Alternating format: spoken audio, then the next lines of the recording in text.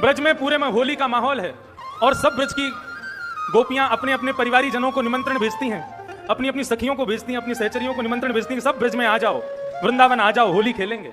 तो एक 84 कोस के ब्रज की गांव की एक गोपी, उसने कभी ठाकुर जी को देखा नहीं था, केवल सुना था कि ब्रज में वृंदावन में नंद नंदन रहते हैं, यशोदा के लाला रहते हैं, सांवरे सलोने हैं, अतिशय सुंदर हैं, अति कोमल हैं। उसके मन में विचार उठा कि मेरी सहचरी रहती है, मेरी एक सखी रहती है वृंदावन में, बहुत दिन से बुलाई रही है, तो मैं चली जाऊं।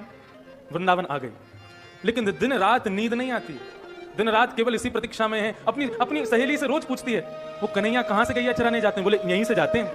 जब वो कहते हैं यहीं से जाते हैं, तो वहीं देखती है कि कहीं कोई आभूषण मिल जाए, कहीं कोई चरण चिन्ह मिल जाए, कहीं कोई गैया मिल जाए, बछड़ा मिल जाए, कुछ तो दिख जाए। ऐसी बावड़ी उतावली हमेशा कृष्ण को देखना चाहती है बस। एक दिन अपनी सहेली के साथ में भ्रमण करती हुई यमुना किनारे जा रही थी।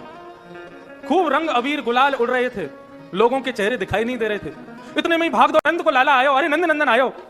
सब दौड़ने लगे, लेकिन वो गोपी वहीं डट करके खड़ी रही, आज तो याकू देख ही लूंगी। तभी देखती है कि गुलाल के मध्य में से स्वर्ण मुकुट धारण किए श्याम सुंदर नंद नंदन पीतांबरी पहने हुए जैसे ही उसके सामने प्रकट हुए, अपने नेत्रों में सुंदर झांकी को बैठा ही रही थी, अपने नेत्रों में उस स्वरूप को, उस श्याम सुंदर को विराजमान कर ही रही थी। तभी ठाकुर जी उसके सामने जाकर खड़े हो गए, उसकी आंखों में देखने लगे और देखते देखते देखते बोले, क्या कर रही है, कहां देख रही है? लेकिन उसकी तो सुध बुध खो गई, उसको तो कुछ नहीं पता। ऐसे ही कृष्ण प्रेम में विभोर होने लगी, आनंद निमग्न होने लगी। ठाकुर जी ने अपने गोजा में से गुलाल की मुट्ठी भर के निकाली और उसकी आंखों में झोंक करके भाग गए। बेचैन हो गई, उतावली हो गई, यमुना के जल से जाकर के अपनी आंखों को धोने लगी। धोते धोते धोते धोते सुबह से शाम हो गई।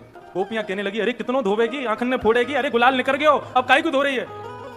गोपी कहती, कैसे करूं, कहां जाऊं, कौन सुनेगा मेरी? अरे कोई तो इसको मेरे भीतर से निकालो। बोले, अरे तेरी आंखन में कछु है ही ना, तो फिर रो काहे को रही है?